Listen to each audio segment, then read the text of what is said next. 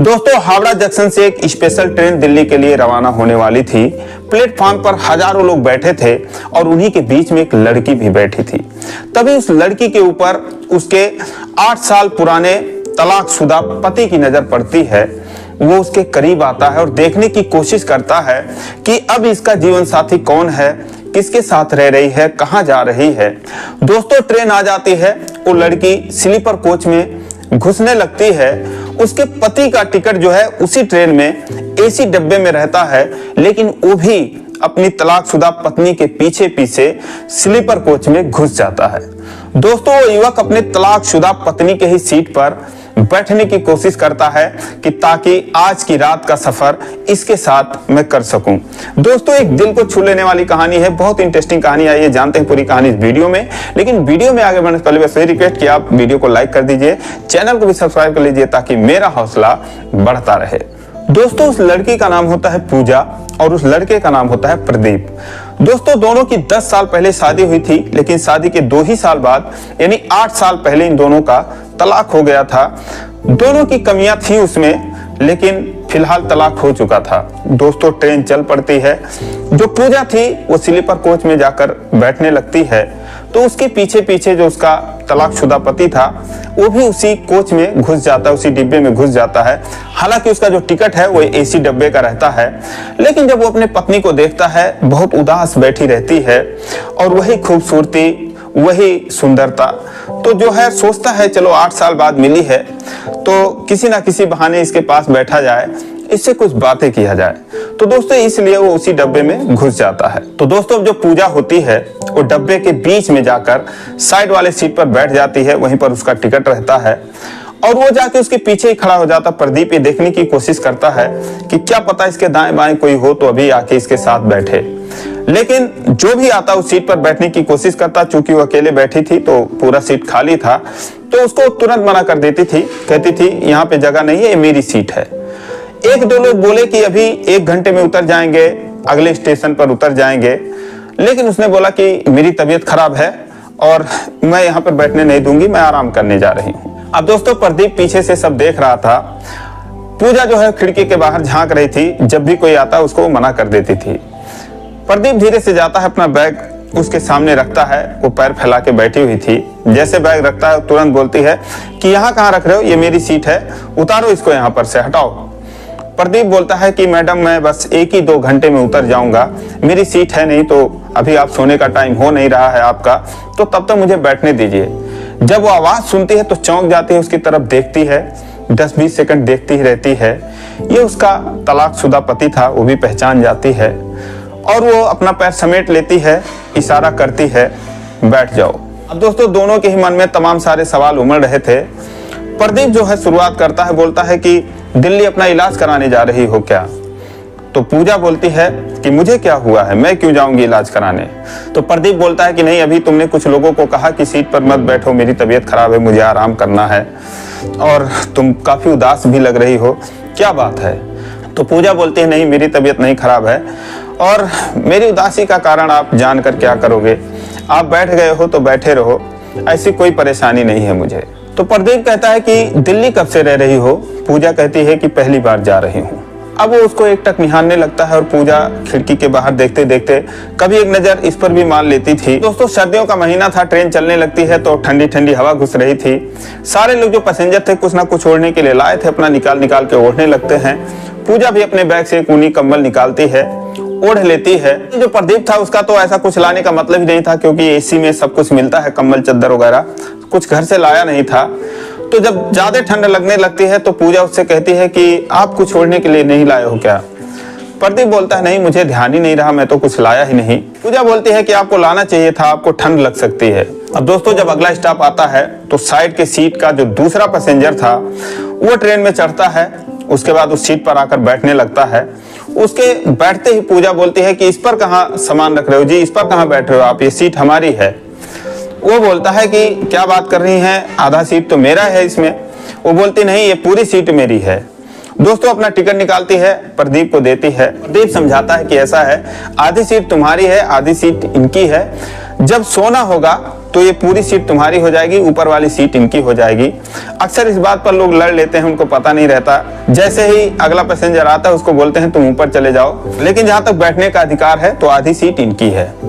दोस्तों उसकी बात समझ जाती है पूजा, चुप हो जाती है। तब तक वो आदमी खड़ा ही रहता है जो दूसरा पैसेंजर होता है। उसके बाद वो जाकर बीच में बैठने की कोशिश करने लगता है। तो उसको पूजा कहती है कि यहाँ कहाँ बैठ रहे हो तुम, अपने सीट पर जाओ जहाँ आपकी सीट है। दोस्तों बैठते बैठते उठ जाता है। फिर प्रदीप को बोलता है कि भाई साहब आप इधर आ जाइए तो मैं अपने सीट पर बैठ जाऊं। दोस्तों दूसरी खिड़की वाली सीट पर बैठ जाता है। उसके बाद फिर ट्रेन जो है वो चल पड़ती है। जब ट्रेन चल पड़ती है तो काफी ठंडक हो रही थी। वो जो पैसेंजर नया आया था वो भी अपना ओढ़ लेता है निकाल के। अब दोस्तों ठंड काफी बढ़ जाती है तो पूजा अपना कंबल जो है उसको ओढ़ाते हुए उसके पैर पर डालते हुए बोलती है कि ओढ़ लो, नहीं तो तुम्हारी तबीयत खराब हो जाएगी ठंडी से। तो प्रदीप बोलता है कि नहीं, मुझे ठंडी नहीं लगती। दरअसल मेरी ठंड के दिनों में किसी से रजाई को लेकर झगड़ा हो गया था, तब से मुझे ठंड नहीं लगती।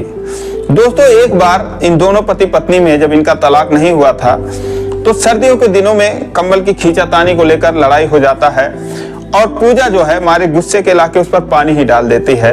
रात भर दोनों फिर कुछ और ही ओढ़ के गुजारा करते हैं। अब दोस्तों प्रदीप का इशारा उसी के तरफ था। पूजा भी समझ जाती है, मुस्कुरा देती है, हंसने लगती है, बोलती है कि उसमें जरूर आपकी गलती रही होगी। तो बोलता है कि नहीं, अगले ने पानी डाल दिया उस पर, तो बताओ मेरी गलती कहाँ से थी। दोस्तों दोनों हंसने लगते हैं। उसके बाद सफर चलता है। दोस्तों धीरे धीरे खाने का टाइम हो जाता है तो पूजा बोलती है कि आप खाना खा लीजिए। बोलता मैं तो कुछ लाया नहीं हूँ, अभी आएगा कोई तो मैं उसी से लेके खा लूंगा, तुम खा लो अगर लाई हो तो दोस्तों पूजा कहती है कि हाँ मेरे तो खाने का टाइम हो रहा है, आपका तो कुछ और ही टाइम हो रहा होगा, आपने बैग में रखा ही हुआ होगा, अभी आपका शुरू हो जाएगा। प्रदीप बोलता है कि अरे यार नहीं, ऐसी बात नहीं है, जैसा तुम समझ रहे हो ऐसा कुछ भी नहीं है, मैंने पीना उना छोड़ दिया। पूजा हैरान रह गई, बोली कब से? तो उसने बोला 4 साल हो गए, मैं नहीं पीता और ना ही कभी पीऊंगा। पूजा कहती है कि आप झूठ बोल रहे हो, मुझे तो यकीन ही नहीं हो रहा है। वो कहता नहीं यार वाकई में तुम्हारी कसम मैं नहीं पीता। तो पूजा बोली कि मैं कौन होती हूँ मेरी आप कसम खा रहे हो। बोलता किसी भी कसम दिलवा लो यार, माँ कसम मैं नहीं पीता। दोस्तों हैरान रह जाती है, बोलती है कि जिसके लिए आप सब कुछ छोड़ दिए, सारा कुछ इतना हो गया, आपको पता ही है, आप जाके अब शराब छोड़े, काश आप पहले छोड़ दिए होते। खैर जो भी है अब से आप सुधर जाओ, मैं तो भगवान से यही दुआ करूंगी। सुनकर मुझे बहुत खुशी हुई कि आपने छोड़ रखा है। सच बताओ मैं दिल से कह रही हूँ, मुझे बहुत सुकून मिला आपकी ये बात सुनकर। दोस्तों पूजा और प्रदीप के बीच में तलाक का सबसे मुख्य कारण जो था वो यही था कि वो जो है शराब का बहुत बड़ा आदी था। अपने माँ बाप की भी नहीं सुनता था, हमेशा शराब पिए मस्त रहता था, पूजा से भी मारपीट करता था और उसके इन्हीं आदतों से वो 2 ही साल में तंग आ गई थी। खुद उसके जो सास ससुर थे यानी प्रदीप के जो माता पिता थे उससे यही कहते थे कि बेटा देखो ये तो सुधरेगा नहीं, अगर तुम अपना कहीं और दूसरा देख लो तो शायद तुम्हारी जिंदगी जो है वो कट जाए इसके साथ, ये तो बहुत ही नालायक है, निकम्मा है। दोस्तों बहुत उसको समझाया लोगों ने, हालांकि वो प्रदीप को बहुत चाहती थी लेकिन उसके इसी आदत से वो परेशान रहती थी। अंत में हार मान कर उससे तंग होकर उससे तलाक ले लेती है। फिर पूजा कहती है कि वाकई में मुझे यकीन नहीं हो रहा है, मुझे बहुत खुशी हुई। और बताओ घर में कौन है, मम्मी पापा कैसे हैं, आपकी छोटी बहन कैसे है, मुझे उसकी बहुत याद आती है। दोस्तों जो प्रदीप की छोटी बहन थी अपने भाभी को बहुत मानती थी। प्रदीप बोला घर में सब ठीक हैं और छोटी बहन की भी शादी हो गई 2 साल पहले। फिर उसने बोला कि आपने अपना नहीं किया। फिर उसने कहा नहीं मैंने नहीं किया, गांव में मेरा नाम काफी खराब था तो गांव छोड़ के मैं दिल्ली में ही रहता हूँ, माँ बाप भी वहीं रहते हैं, लेकिन अब पहाड़ जैसी जिंदगी है, कट नहीं रही है, सोच रहा हूँ कहीं शादी वगैरह कर लूँ। फिर दोस्तों पूजा से पूछता है कि तुमने शादी किया कि नहीं अपना कहीं। पूजा कहती है कि अभी तक तो नहीं किया, लेकिन मैं दिल्ली इसीलिए जाऊँ, मेरी एक फ्रेंड है उसने कहीं रिश्ता लगा रखा है तो शायद मेरी हो जाए 1 महीने 2 महीने में। जब ये बात सुनता है तो थोड़ा उदास हो जाता है प्रदीप। फिर वो बोलता है कि अब मैं किसी को परेशान नहीं करता, मैं पीता खाता नहीं, सुधर गया हूँ, कमाने खाने लगा हूँ। उसकी मंशा यही थी कि शायद पूजा बोल दे कि अच्छा ऐसी बात है तो मैं अब आपके साथ रहने के लिए तैयार हूँ। लेकिन पूजा बोली कि चलो अच्छी बात है, मैं भगवान से यही दुआ करूंगी कि आपको सलामत रखें और आप ऐसे ही अपनी आदत को बनाए रखें। अब आप शादी कर लीजिए, कोई भी आपके साथ खुश रह सकती है, उसे कोई परेशानी नहीं होगी। तो भगवान से यही दुआ करूंगी कि आपकी शादी जो है वो जल्दी हो जाए। दोस्तों रात काफी हो गई तो पूजा कहती है कि 2 रोटी लाई हूँ, चलो खा लेते हैं। प्रदीप कहता है कि 2 रोटी में ना तुम्हारा पेट भरेगा ना मेरा पेट भरेगा, क्या फायदा। तो बोली कि चलो पति पत्नी ही समझकर मिल बांट कर खा लेते हैं जो भी हमारे पास है, हमने बहुत ऐसा एडजस्ट किया हुआ है पहले, तो अब आप अच्छे भी हो गए हो, तो चलो कम से कम आज मेरे हाथ की बनाई हुई 1 रोटी आप खा लो। दोस्तों इतने देर में ट्रेन में बिरयानी बिरयानी बिरयानी बेचने वाले आ जाते हैं। 2 बिरयानी लेता है और उसके बाद दोनों खुशी खुशी खाते हैं। खाने के बाद जो दूसरा पैसेंजर था वो बोलता भाई साहब मैं तो जा रहा हूँ ऊपर, अब आप लोग सोइए, कोई दिक्कत नहीं है। दोस्तों फिर उसके बाद दोनों इधर उधर सर करके सो जाते हैं, वही कंबल ओढ़ के सो जाते हैं।